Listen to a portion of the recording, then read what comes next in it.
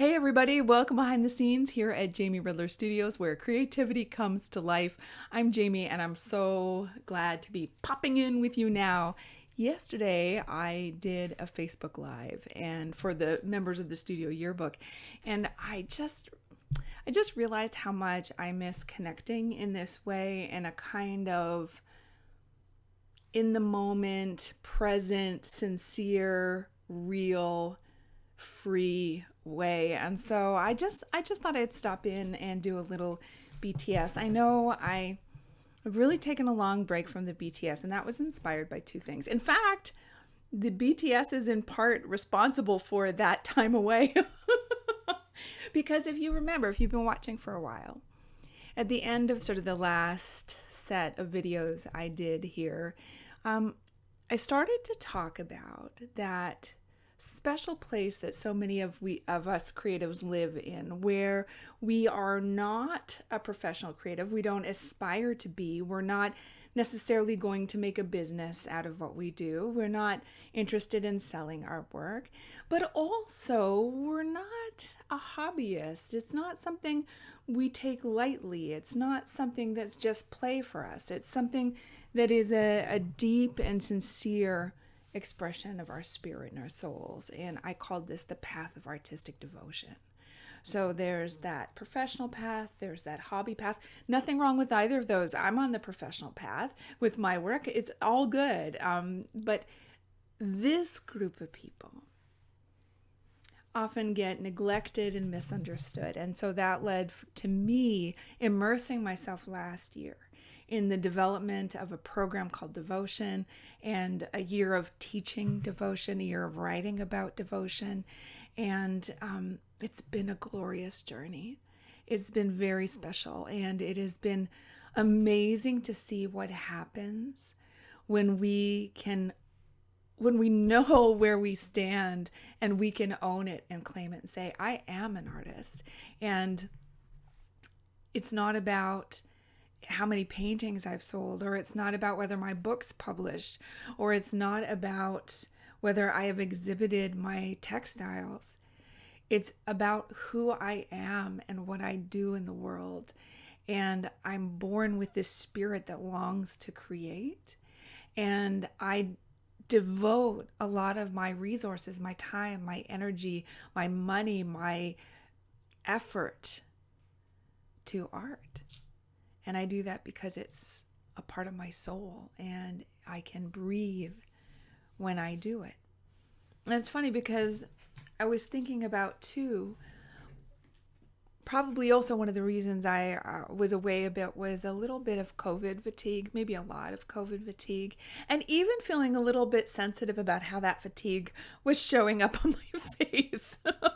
And I always know it is because people are always so kind and they'll say, oh, Jamie, I'm worried about you. You need to get some sleep. And I'm like, I know this fatigue is on my face.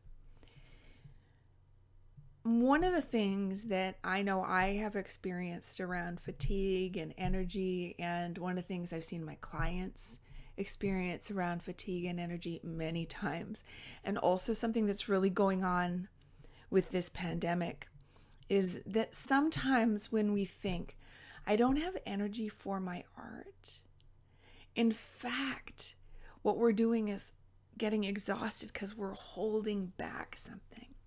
Because what we really mean is, I don't have the energy to do my art well, or I don't have energy to do my art the way I usually do it, or I don't have energy to do art the way I want to do it 7 hours at a time. And so I don't have that energy, so I'm not going to do it at all. And so what we don't realize is that we're tamping down this natural creative flow we artistic spirits have, right? Like, we're designed to respond to the world, have an idea, bring it to life, put it out there, have an idea, respond, create something, put it out there. And so when we're not doing that, that can actually contribute to our exhaustion. When you think about it, like for me, I've often got the message that on the one hand, it's great that I'm prolific. On the other hand, I do so much that maybe it's losing some potency, or maybe it's what's exhausting me. And that, I'm not saying that's not true. I'm aware of that. And one of the things I'm excited about this season is one of my goals is to hire a studio assistant so that I can pour my energy where it is most valuably spent. And I think that's going to make a huge difference. But that energy needs to flow. And that keeps things, it's like a river. When it's flowing, it's healthy. When it's flowing, it's clean. And when you stop it up, you're like, okay, actually, I don't have enough energy for you, little river. Just like stop right now. Then it starts to get a little stagnant. And then it starts to push against that wall. And then it starts to feel overwhelming. And then it starts to feel like I really don't feel like I have energy to do this because, my gosh, look at this tidal wave of creative energy that's behind me.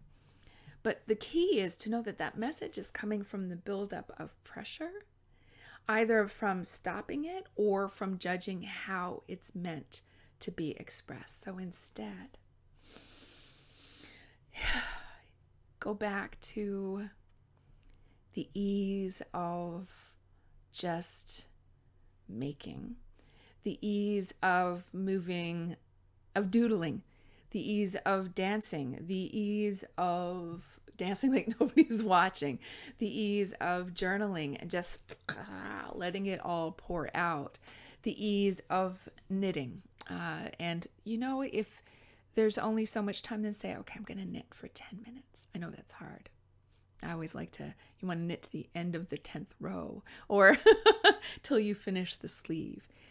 But a part of what we do as artists is learn to manage our energy, because our energy is the precious battery power behind our creative work. So this is a part of what it means to be an artist, is to understand your creative energy, understand its rhythms, understand how to work with it, understand how to make the most of it. And that is a journey of a lifetime. That is a part of devotion. I'm getting ready to start a new season of devotion in 2 weeks, January 24th. So if that sounds interesting to you, leave me a message and I can share more info with you. Come over to openthedoor.ca and click on offerings, and you'll be able to find all the information about devotion. It's a very limited enrollment. So it asks you to fill out a form and really share where you are as a creative. But don't let that intimidate you. Let that be a journaling practice. I'm also having lots of fun in the studio. Can you see it? It's a bit messy. But people who are participating in the studio yearbook, we're getting ready for our seasonal ephemera exchange. And this season, I am sending out 3 ephemera bundles to people I pull out of the hat who are participating. And I'm just having so much putting those bundles together. So sometimes if I've been at the computer for a long time, I just get up and I put on the headphones, I listen to some music, and I start sorting ephemera and getting those packs ready. That's energy management too, right? Sometimes it is about, it's like the energy is there. So it's like picking. Do you ever go to a grocery store where when the food goes and to order to make it run smoothly, they go like this, and your groceries go down this way, and then when you're done, it goes, and the next person's groceries go down this way, so people have time to bag their own groceries. Well, it's a little bit like that. So sometimes my energy is going here, and then sometimes it's going here. And if you're a multi-passionate like me, if you love having lots of things on the go, being conscious of that, not making yourself wrong about that, but learning to work with that is a part of your creative path. Okay, it was great to hang out with you today. I hope there was something useful in here for you, something about how you and your energy work. Let me know what you know about your creative energy, how you can support it, how you like to use it, and what you are creating right now. I look forward to seeing you soon, and I hope you'll come on by and check out Devotion, and also become a part of the studio over at openthedoor.ca. You will get a free gift, which right now is a series of free creative workshops. We do journaling, we do collage, we do meditation, and a few other things. I know you're going to love it. So come on over and check that out. Okay, have a great time in your studio. Remember, your life is your studio, and I hope to be back visiting with you soon. Take care.